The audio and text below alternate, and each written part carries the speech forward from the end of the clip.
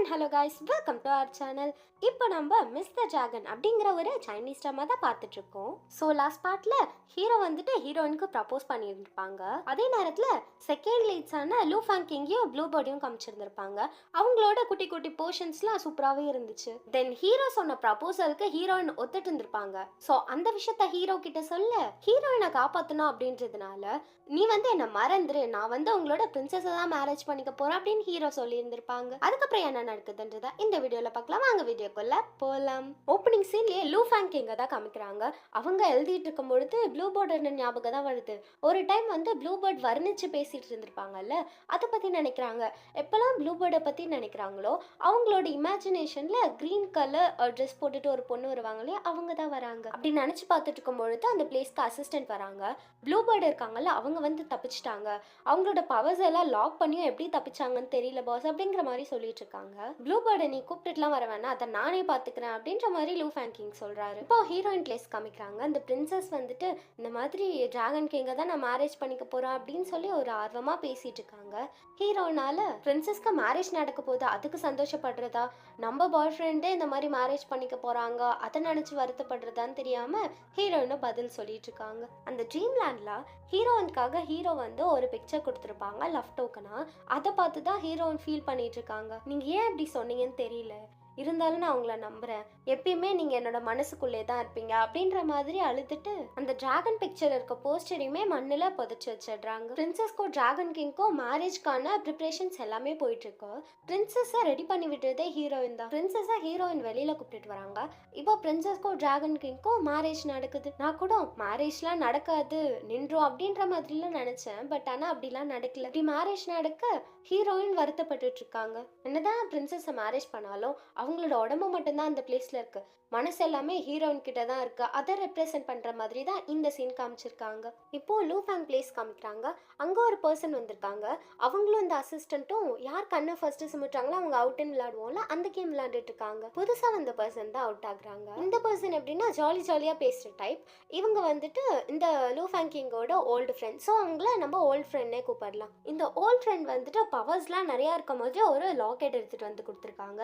உனக்கு 3 days தான் time, இந்த லாக்கெட் யூஸ் பண்ணி அந்த இன்னாத்மாவை பிடிச்சிரு, ஸ்கைநெட்டையும் ரெக்கவர் பண்ணிடு அப்படிங்கிற மாதிரி சொல்றாங்க. போக்குறதுக்கு முன்னாடி அசிஸ்டன்ட் கிட்ட நீ இதுக்கப்புறம் இந்த கேம் என் கூட எல்லாம் விளையாடாத அப்படின்ற மாதிரி சொல்லிட்டு போறாங்க. இந்த அசிஸ்டன்ட்மே சிரிக்கிறாங்க. மேபி இந்த அசிஸ்டன்ட்க்கு இந்த ஓல்ட் ஃப்ரெண்டா ஒன் சைடா பிடிச்சிருக்க வாய்ப்பு இருக்கு. இந்த பிரின்சஸோட கசின் வந்திருப்பாங்க. அவங்களுக்கு அடிபட்டிருக்கும், அதுக்கு தான் ஹீரோயின் மருந்து போட்டுட்டு இருக்காங்க. அப்போ ஹீரோயின் ஒரு கண்ணில் சைட் அடிச்சிட்டு இருப்பாங்களா அந்த கசின். இதெல்லாம் பார்க்க நம்ம ஹீரோவுக்கு பயங்கரமா ஜெலஸ் ஆகுது. ப்ளூ பேர்ட் தான் என்ன டிராகன் கிங் நீங்க போய் ஜெலஸ் ஆகுறீங்களா அப்படின்னு சொல்லி வெறுப்பேத்திட்டு இருக்காங்க.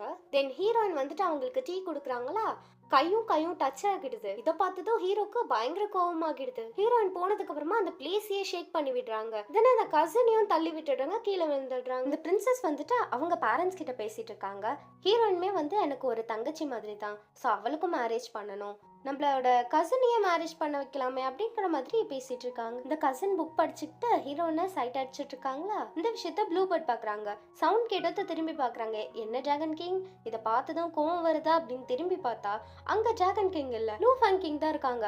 அவங்கள பார்த்ததும் ஓடிடலாம் அப்படின்னு பார்த்தா அவங்க அவங்களோட பவர் யூஸ் பண்ணி இவங்கள லாக் பண்ணிடுறாங்க. நான் இங்க இருக்கேன்னு உங்களுக்கு எப்படி பாஸ் தெரியும் அப்படின்னு ப்ளூ பேர்ட் கேட்க, நீங்க இருக்கன்னு எனக்கே சர்ப்ரைஸா இருந்தது அப்படின்ற மாதிரி சொல்றாங்க. ஏன்னா லூ ஃபேங் கிங் வந்துட்டு ஹீரோனோட அந்த ஆத்மாவை எடுத்துட்டு போகணுன்றதுக்காக வந்திருக்காங்க அந்த லாக்கெட் யூஸ் பண்ணி. ப்ளூ பேர்டும் என்னோட பவரை ரிலீஸ் பண்ணி விடுங்க அப்படின்ற மாதிரி கத்திட்டு இருக்காங்க. ஸோ அவங்களுமே பண்ணிடுறாங்களா, நீங்க சூப்பர் அப்படின்ற மாதிரி அவங்கள டச் பண்ணி பேசிட்டு இருக்காங்க. இப்போ அங்கிருந்து மறைஞ்சு ஹீரோ கிட்ட வராங்க. அந்த லாக்கெட்டை தான் காமிக்கிறாங்க. டச் பண்ணி பேசினாங்க இல்லையா, அப்பவே சுட்டு இருந்திருப்பாங்க. இந்த மாதிரி ஹீரோயினோட சோலை தான் எடுக்க வந்திருக்காங்க அப்படின்ற மாதிரி சொல்றாங்க. அந்த பிளேஸ்க்கு லூ ஃபேங் கிங்கும் வராங்க. அந்த பிளேஸ்ல இருந்து 3 பேரும் மறைஞ்சு வேற ஒரு பிளேஸ்க்கு போயிட்டு ஹீரோவும் லூ ஃபேங் கிங்கும் சண்டை போட்டுட்டு இருக்காங்க. 2 பேருமே ஒருத்தருக்கு ஒருத்தவங்க சலைச்சவங்க இல்லையா, பயங்கரமா சண்டை போட்டுட்டு இருக்காங்க.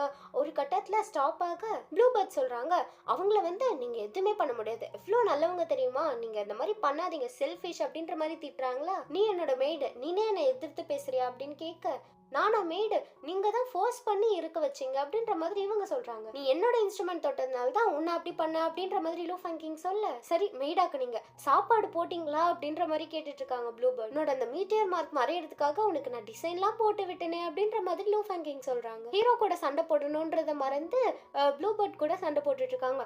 இதை ஓரமா ஹீரோ பார்த்துட்டு என்ன நடக்குது இங்க அப்படிங்கிற மாதிரி பாக்குறாங்க. என்ன லூ ஃபேங் கிங் வந்துட்டு மோஸ்ட்லி யார்கிட்டயும் பேச மாட்டாங்க, ஒரு வார்த்தை 2 வார்த்தை அந்த மாதிரி தான் தேவைக்கு ஏற்ற மாதிரி பேசுவாங்க. ஆனா இப்படி ஆர்குமெண்ட் பண்ணிட்டு இருக்காங்களேன்ற ஆச்சரியத்துல பாக்குறாங்க. ஃபைனலா ஹீரோ வந்துட்டு அந்த லாக்கெட் இருக்கும் இல்லையா, அதையுமே வந்து அழிச்சிடுறாங்க. நீ வந்துட்டு ஹீரோயினை எதுவுமே பண்ணக்கூடாது, அவளுக்காக நான் என்ன வேணாலும் பண்ணுவேன்னு சொல்லிடுறாங்க ஹீரோ. கடைசியா போகும்பொழுது ப்ளூபர்ட் கொஞ்சம் காமெடியா ஃபேஷியல் எக்ஸ்பிரஷன்லாம் வைக்கிறாங்களா, அதை பார்த்து லூ ஃபேங் கிங் சிரிக்கிறாங்க. லூ ஃபேங் பிளேஸ்க்கு வந்த அப்புறம் கூட இந்த மாதிரி பேசியிருந்திருப்பாங்களே செல்ஃபிஷ் அப்படின்னு, அதை நினைச்சு பார்த்துட்டு இருக்காங்க. அவ என்னோட மேடு, அவன் நம்மள எதிர்த்து பேசக்கூடாது, அப்படி பேசினா கோவம் தானே வரணும், ஏன் எனக்கு கோவம் வர மாட்டேங்குது அப்படிங்கிற மாதிரி நினைக்கிறாங்க. ஓல்ட் ஃப்ரெண்டுமே வராங்க. 3 days முடிஞ்சிடுச்சு, நீ வந்து இதை யூஸ் பண்ணி கூட அந்த இன்னாத்மாவை எடுக்க முடியல, நீலாம் என்ன அப்படின்ற மாதிரி பேசிட்டு போறாங்க. அப்படியே ஒரு காமெடி கான்வோவை தான் காமிச்சிருந்திருப்பாங்க. இப்போ அந்த இமார்டல் லைப்ரரி காமிக்கிறாங்க. அதுல ஃபேட் புக் இருக்கும், அதை படிச்சு பாக்குறாங்க ஹீரோயினை பத்தினது. ஹீரோயின் வந்துட்டு அந்த பிரின்சஸோட கசினை மேரேஜ் பண்ணிட்டாங்க அப்படின்னா நல்லா வாழ்வாங்க, கடைசியா ஒரு நேச்சுரல் டெத்தா தான் இருக்கும், ஆக்சிடென்ட் டெத் அந்த மாதிரி ஏதாவது இருந்தால் தான் அவங்களோட சோலை எடுக்க முடியும். அந்த லூ ஃபேங் கிங்கால நேச்சுரல் டெத்தாக இருந்தால் அந்த சோலை எடுக்க முடியாது. ஸோ கசினை மேரேஜ் பண்ணிக்கிறது தான் நல்லது அப்படிங்கிற மாதிரி அந்த புக்கில் இருக்கும். இதனால ஹீரோவுமே வந்து நீ அந்த கசினை மேரேஜ் பண்ணிக்கோ அப்படின்னு ஹீரோயின் கிட்ட சொல்ல, இல்லை எனக்கு உங்களோட ஞாபகமே போதும், அதை வச்சே நான் வாழ்ந்துருவேன் காலம் ஃபுல்லாக அப்படின்ற மாதிரி சொல்கிறாங்க. ஹீரோயினோட உயிரை காப்பாற்றணும் அப்படின்னு சொல்லிட்டு ஹீரோ வந்து ஹீரோயினோட எல்லா மெமரிஸையுமே எரேஸ் பண்ணிடுறாங்க. ஹீரோவை பற்றின ஞாபகத்தை எல்லாத்தையும் எரேஸ் பண்ணிட்டு அவங்க கூட வந்து இந்த கசின் இருந்த மாதிரி எல்லாத்தையும் கிரியேட் பண்ணுறாங்க ஹீரோ. தென் ஹீரோயின் கிட்டயுமே வந்து ப்ளூபர்ட் தான் உங்களோட மெய்ட் அப்படிங்கிற மாதிரி சொல்லியிருப்பாங்க. தென் ஹீரோயினுக்கும் அந்த கசினுக்குமே மேரேஜ் நடக்குது. இதை வந்து இன்விசிபிளாக ஹீரோ பார்த்துட்டு இருப்பாங்க. ப்ளூபர்டுமே ஃபீல் பண்ணி பார்க்குறாங்க. ஹீரோயின் வந்துட்டு ஸ்டார்டிங்கில் ஹாப்பியாக தான் இருக்காங்க, ஆனால் போக போக ஏதோ அவங்க வந்து யாரையோ மிஸ் பண்ற மாதிரி ஃபீல் ஆகுது. அந்த டைம்ல ஹீரோயினுக்கு பிடிக்கும் அப்படின்றதுனால அப்படியே பெட்டல்ஸால மழை மாதிரி கொண்டுட்டு வராங்களா, இத வெளியில வந்து ஹீரோயின் பாக்குறாங்க. அவங்களுக்கு அந்த மிஸ் பண்ற ஃபீல் அதிகமாகிட்டே இருக்கு, அவங்க கண்ணுல இருந்து தண்ணி வர ஆரம்பிக்குது. அந்த டைம் அப்படியே ஃப்ரீஸ் பண்ணிடுறாங்க ஹீரோ.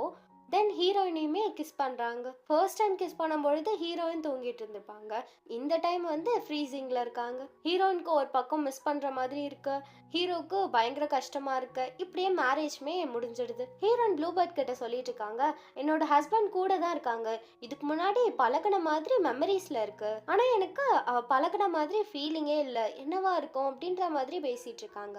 இப்போ லூ ஃபேங் கிங் வந்துட்டு இமார்டல் லைப்ரரிக்கு வந்திருக்காங்க. இவங்களோட பாஸ்ட் லைஃப்ல என்ன நடந்ததுன்றதை தெரிஞ்சுக்கலாம் படிக்கலாம் அப்படின்ற மாதிரி தான் நினைச்சு வந்திருக்காங்க. லூ ஃபேங் கிங் ஃபேட் புக் பார்க்கும்பொழுது உள்ளுக்குள்ள லாக் பண்ணி வச்சிருக்காங்க. இது வந்துட்டு கடவுளால லாக் பண்ணது அப்படின்ற மாதிரி சொல்லும் பொழுது 2 பேருக்குமே கன்ஃபியூஷனா இருக்கு. என்ன நடந்திருக்கும், எதனால கடவுளே லாக் பண்ணிருக்காங்க அப்படின்ற மாதிரி யோசிக்கிறாங்க. ஹீரோயின் தான் பயங்கர யோசனையில உட்காந்துட்டு இருக்காங்க. அப்போ ரூம்குள்ள எதிர்க்கவே யாரோ நிக்கிற மாதிரி ஃபீல் ஆகுது, ஆனா அவங்களால பார்க்க முடியல. அந்த பிளாசம் ட்ரீஸ் இருக்க பிளேஸ் தான் ஹீரோயினுக்கு ஞாபகம் வருது. அந்த நைட்ல ஓடி அங்க பொதிச்சு வச்சிருந்த புக் எடுத்து பாக்குறாங்க. அதுல வந்து டிராகன் கிங் கொடுத்திருந்த பிக்சர் இருக்கும் இல்லையா, அதை பார்த்ததும் எல்லா விஷயமுமே கொஞ்சம் கொஞ்சமா ஹீரோயினுக்கு ஞாபகம் வருது. அதுவும் ஃபுல்லாலாம் ஞாபகம் வரல. அந்த பிளேஸ்க்கு ஹீரோ வந்ததும், நீங்க தானே என்னோட ஹஸ்பண்ட், நீங்க தானே என்னோட ஹஸ்பண்ட், ஏன் என்னால உங்களை தெளிவா பார்க்க முடியல அப்படின்ற மாதிரி கேட்டுட்டு இருக்காங்க.